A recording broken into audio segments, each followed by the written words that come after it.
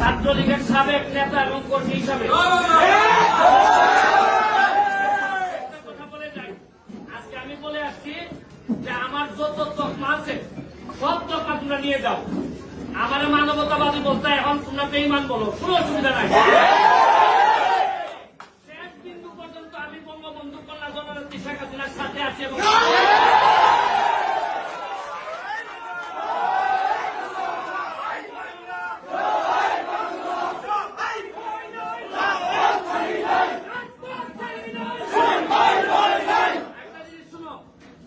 নতুন জেনারেশন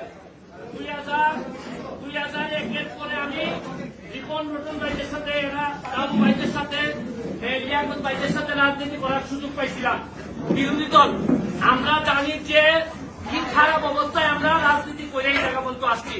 তোমরা আমাদের উত্তরাধিকার, মনে রাখো রক্তের একটা তাসির আছে। আদর্শের সৈনিকরা যদি একবার দাঁড়াই যায় একবার তাদেরকে কেউ আর দাবাই রাখতে পারে না। আমার ছোট ছোট ছাত্রদেরকে এরা মাথা ব্রেইন ওয়াশ করছে, এরা জানে না কাদের বিরুদ্ধে এরা যুদ্ধ করতেছে। আজকে যদি এরা ক্ষমতা থেকে পতন করতে পারে কালকে এদেরকে রাত্রি মেরে ভালো যাবে। জামাত শিবির ক্ষমতা নিবে, এরা জানেই না এরা কিসের জন্য যুদ্ধ করতেছে, এরা জানেই না। যতটুকু পারো ছোট ভাই যারা আছে বুঝাবা, তবে এদের সাথে যারা জামাত বিএনপি ছাত্র শিবির যারা আছে তাদেরকে প্রতিহত করার জন্য বাংলাদেশ ছাত্রলীগ একটা বড় ভূমিকা রাখবে।